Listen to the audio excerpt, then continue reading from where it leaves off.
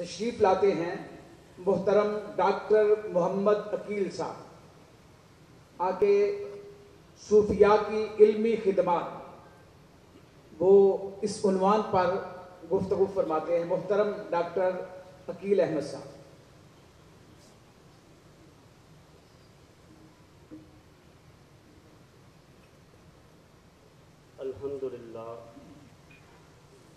الحمدللہ وکفا وسلام علی عبادہ الذین اصطفیٰ، اما بعد فاعوذ باللہ من الشیطان الرجیم، بسم اللہ الرحمن الرحیم، ان رحمت اللہ قریب من المحسنین، صدق اللہ العظیم۔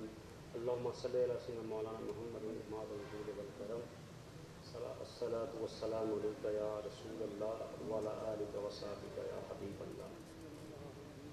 انتہائی ممنون اور شکر گزار ہوں آستانہ عالیہ کلی شریف کے روح رواں اور سجادہ نشین حضرت پیر سید محمد عدر الحسن گیلانی صاحب اور اس خانقاہ کے جو منتظمین میں ہیں ہمارے دوست برادر مکرم محمد مسعود احمد صاحب، کہ مجھے اس خاص علمی فکری اور روحانی نشست میں کچھ کہنے کے لیے مدعو کیا گیا ہے۔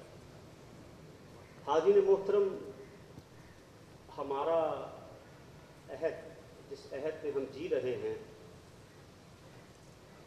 اور جس خطے میں ہم لوگ بستے ہیں، یہ یاد رکھیے گا کہ یہ خطہ تصوف بیسڈ خطہ ہے۔ یہ معاشرت صوفیاء نے بسائی ہے، یہ معاشرہ گل و گلستان ہمارے جمیع سلاسل کے مشائخ نے بسایا ہے۔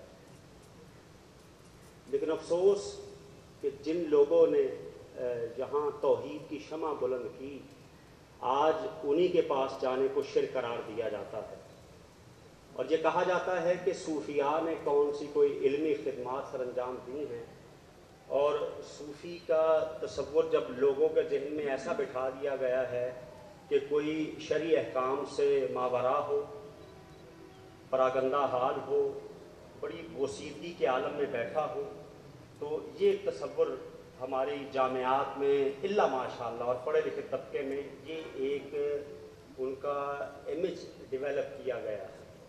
تو اس چیز کو سامنے رکھتے ہوئے میں نے کچھ پوائنٹس صوفیاء کرام کی علمی خدمات کے حوالے سے تیار کیے ہیں، اور جتنا وقت مجھے دیا گیا میں اس میں رہتے ہوئے کچھ چیزیں آپ سے شیئر کرتا ہوں۔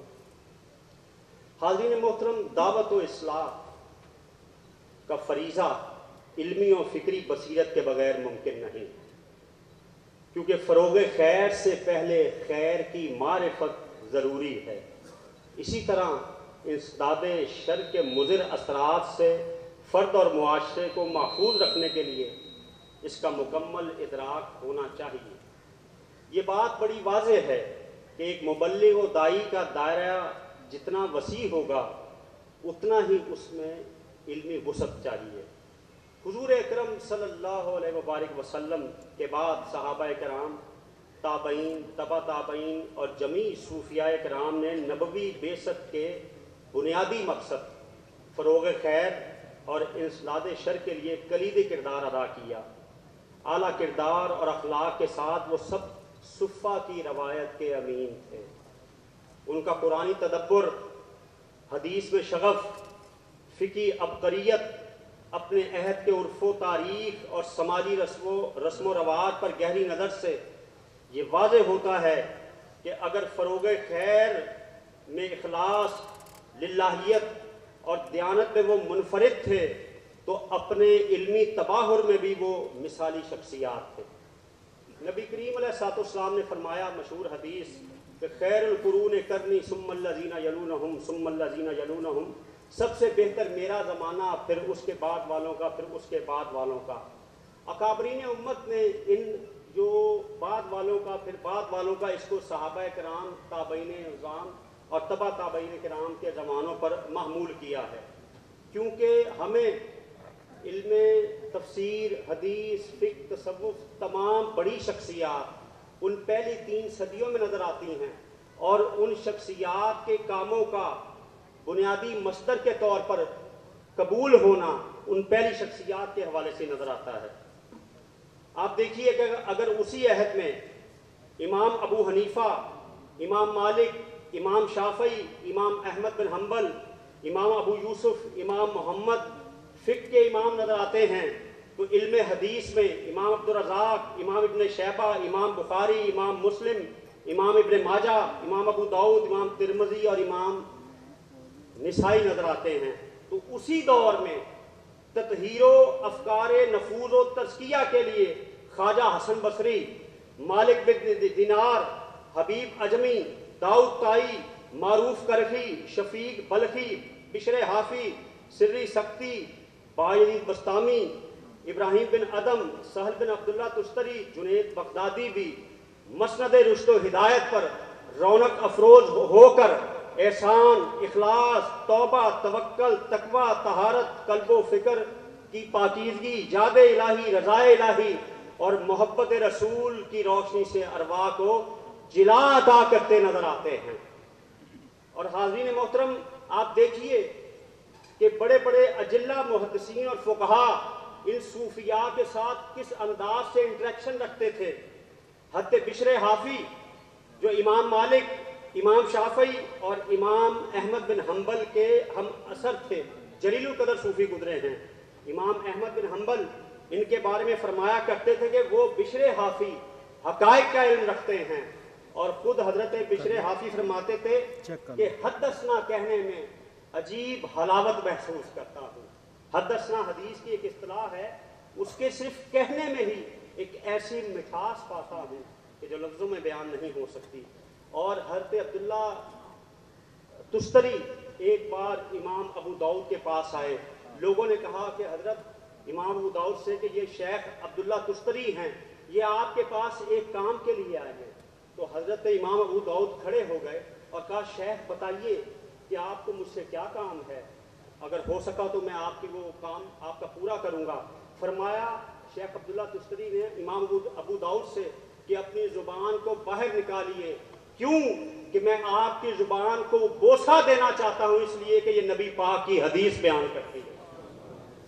یعنی وہ لوگ حدثنا کہنے میں حلاوت پائیں اور ان زبانوں کو بوسے دیں جو نبی پاک کی حدیث بیان کرتی ہے، تو حاضرین محترم ان صوفیاء کو متن حدیث سے کتنی راحت ملتی ہوگی، اور پھر اس زبان کو وہ بوسہ دے رہے ہیں جس سے حدیث بیان ہوتی ہے، تو خود وہ جملے جو آقا کریم کی زبان اقدس سے نکلے ہوئے ہیں اس سے ان کو کتنا پیار ہوتا ہوگا۔ اس سے اندازہ کر لیجئے کہ صوفیاء کو حدیث سے کتنی محبت تھی۔ اور اپنے عہد کے عظیم محدث شیخ ابو بکر بن مجاہد ایک بار عالم اسلام کے عظیم صوفی شیخ ابو بکر شبلی کے پاس آئے۔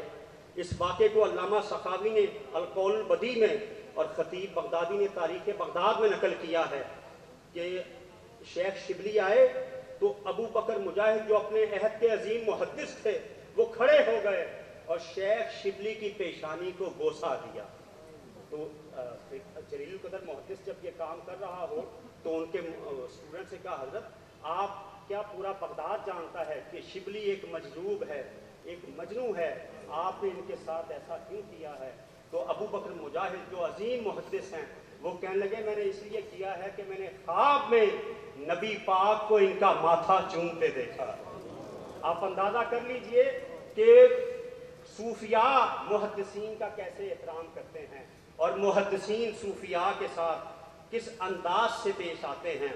مذکورہ بلا واقعات سے معلوم ہوا کہ محدثین کی نظر میں صوفیاء کرام کا مقام اور صوفیاء کی نظر میں محدثین کرام کا کیا مقام تھا۔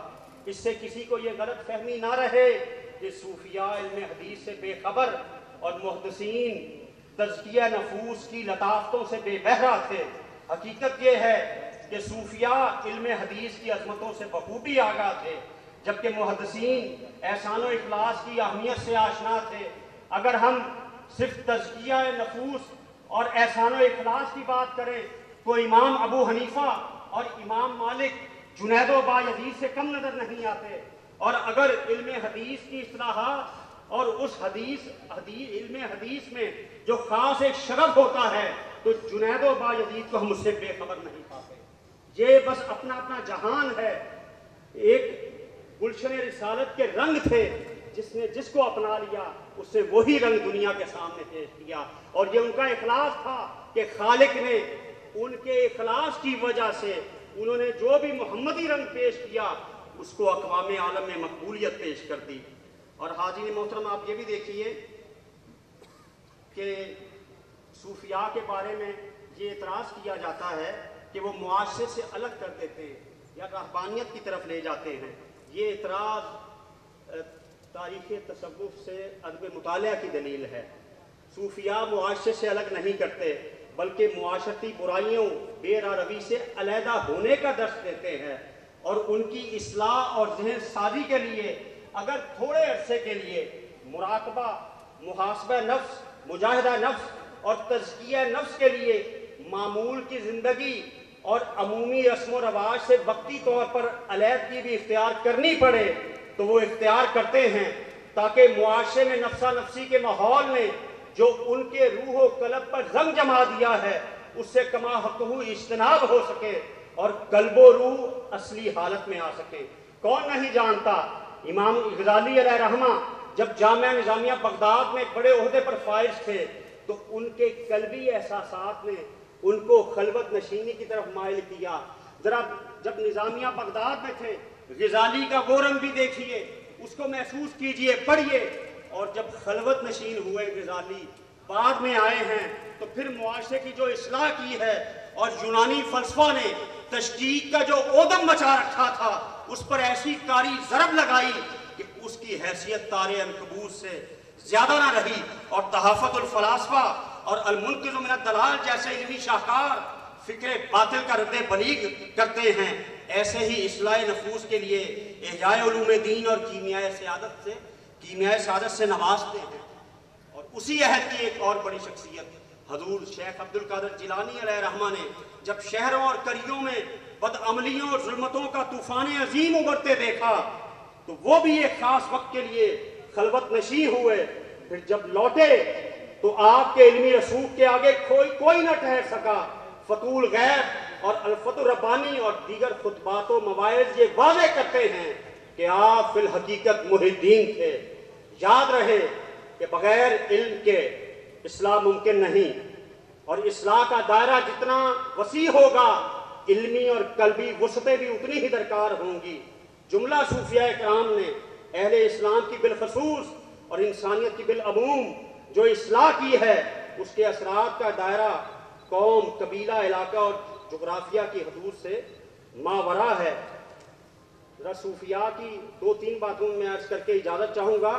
حضرت فضیل بن عیاض جو اپنے عہد کے بہت بڑے صوفی گزرے ہیں، علماء حدیث آج کے نہیں، معاف کیجیے گا، اس دور کے قرن اول کے علماء حدیث ان کو ماخذ قرار دیتے تھے۔ امام بخاری اور امام مسلم نے ان کو سکہ قرار دے کر ان سے حدیث کی سند بیان کی ہے، اور امام نووی نے ان کی توثیق کی ہے، اور ائمہ حدیث کا اس پر اتفاق ہے کہ وہ صحیح الحدیث اور صدوق اللسان تھے۔ اور امام احمد بن حنبل جیسا جلیل القدر فقیہ، محدث اور مجتہد حضرت فضیل بن عیاض کو اپنے دوستوں اور رفقاء کے ساتھ ملنے جایا کرتے تھے۔ اور اسی عہد کی ایک اور بڑی عظیم شخصیت حضرت عبداللہ ابن مبارک، جن کا ذکر ہمیں فقہ کی کتابوں میں بھی ملتا ہے، حدیث کی کتب میں بھی ملتا ہے اور ادبیات تصوف میں بھی ملتا ہے۔ آپ صرف حدیث کے حوالے سے یہ ہمارے بزرگ مرفوع، موقوف، مکتوب بیان کرنے میں ہی نہیں مشغول رہتے تھے، بلکہ زہد، تقوی، اخلاص کے وہ رنگ پیش کرتے تھے کہ جن کو دیکھ کر صفا کی روایت تازہ ہو جایا کرتی تھی۔ ذرا دو تین جملے تو سنیے۔ آپ فرماتے ہیں حضرت عبداللہ ابن مبارک کہ امت محمدیہ کے 5 طبقے ہیں۔ کتنے؟ 5 طبقے ہیں۔ جب ان میں فساد اور خرابی پیدا ہو جاتی ہے تو سارا ماحول بگڑ جاتا ہے۔ نمبر 1 علماء انبیاء کے وارث ہیں، مگر جب دنیا کے حرص، ہوس اور طمع میں پڑ جائیں تو پھر کس کو اپنا مقتدا بنایا جائے؟ تجار یعنی تجارت کرنے والے اللہ کی زمین ہے، جب یہ خیانت پر اتر آئیں تو کس کو امین بنایا جائے؟ مجاہدین یہ اللہ کے مہمان ہیں، جب مال غنیمت کی چوری شروع کر دیں تو پھر دشمن پر فتح کس کے ذریعے حاصل کی جائے؟ زاہد لوگ زمین کے اصل بادشاہ ہیں، یہی صوفیاء. لیکن فرماتے ہیں جب یہ لوگ برے ہو جائیں، ریاکار ہو جائیں، تو پھر کس کی پیروی کی جائے؟ حکام یہ مخلوق کے نگران ہیں اور قلعہ بان ہیں، جب یہی بھیڑیا صفت ہو جائیں تو یہ گلہ جو ہوتا ہے یہ کس کے سپرد کیا جائے؟ حاضرین محترم، صوفیاء نہ صرف یہ اقوال بیان کرتے تھے بلکہ قرآن و سنت کی اصطلاحات کو اتنے آسان پیرائے میں بیان کرتے تھے، عصری اسلوب میں بیان کرتے تھے کہ سننے والوں کے قلوب و اذہان میں ان کی باتیں نقش ہو جایا کرتی تھی.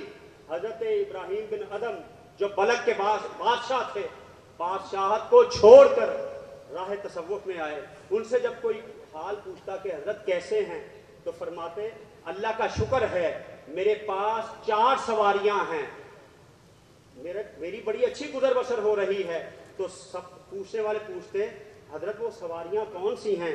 تو فرماتے سنیے گا، جب کوئی طاقت نیکی ظہور میں آتی ہے تو اخلاص کی سواری میں بیٹھ جاتا ہوں، جب کوئی گناہ سرزد ہوتا ہے تو توبہ کی سواری کام آتی ہے، جب کوئی بلا نازل ہوتی ہے تو صبر کی سواری کام آتی ہے، اور جب کوئی اللہ نعمت عطا کرتا ہے تو شکر کی سواری کام آتی ہے. تو اب غور کیجئے. اور حضرت ذوالنون مصری وہ کیا خوبصورت انداز سے اصطلاحات بیان کرتے ہیں.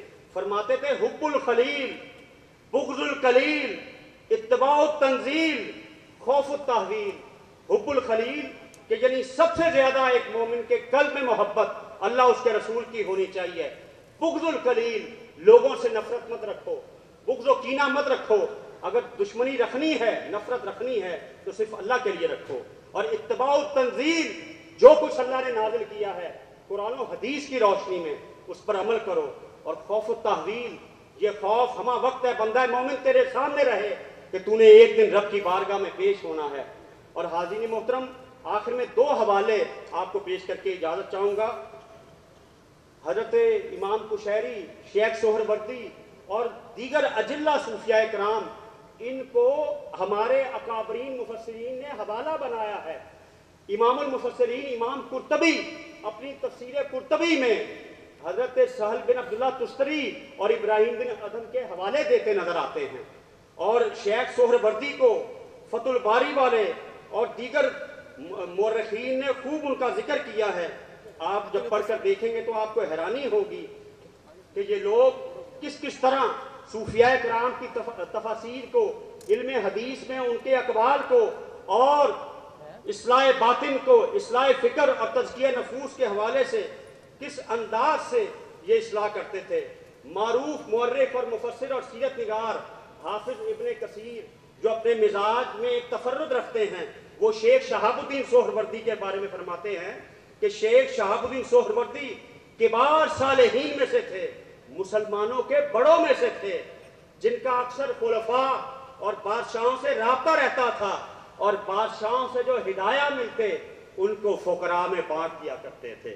اور عالم اسلام کے ممتاز مورخ ابن خلدون اپنی تاریخ میں انہی شیخ سہروردی کے بارے میں فرماتے ہیں کہ شیخ سہروردی خوارزم شاہ اور دیگر بادشاہوں کے درباروں میں جو خطبات دیتے تھے، سنیے گا، فرماتے ہیں وہ خطبات تقویٰ، عدل و انصاف اور عوام سے ہمدردی کے بارے میں ہوتے تھے. عموماً یہ خیال کہا جاتا ہے کہ صوفیاء بادشاہوں سے علیحدہ رہتے تھے. بالکل علیحدہ رہتے تھے، بادشاہ چھوڑ دیتے تھے، لیکن جب ملتے تھے تو عوام کے لیے ملتے تھے، اپنے لیے نہیں ملتے تھے. تو حاضرین محترم، یہ آگے بھی بڑی میں نے ڈیٹیل سے باتیں کی، انشاءاللہ قبلہ شاہ صاحب اس کو پبلش کریں گے تو آپ دیکھ لیجئے گا. تو یہ تصور ذہن سے نکال دیجئے. ہمارا یہ ایمان ہے جو حقیقی معنوں میں عالم ربانی ہوتا ہے وہی صوفی ہوتا ہے، اور صوفی کوئی جاہل ہو نہیں سکتا. جو حقیقی معنوں میں صوفی ہوگا وہی عالم ربانی ہوگا. اللہ کریم ہماری اس بزم کو اپنی بارگاہ عالیہ میں قبول و مقبول فرمائے، ہمارا لاہور سے یہاں تک آنا اپنی بارگاہ میں قبول فرمائے، اور یہ بزمیں سجتی رہیں تاکہ ہم صوفیاء کے مشن کو لے کر آگے بڑھیں اور ہمارے معاشرے میں صالحیت کا وہی ظہور ہو، وہی مناظر سامنے آئیں جو کرنے عمل کا خاصہ تھا. آپ کی سماعتوں کا بہت شکریہ. والسلام علیکم ورحمۃ اللہ وبرکاتہ.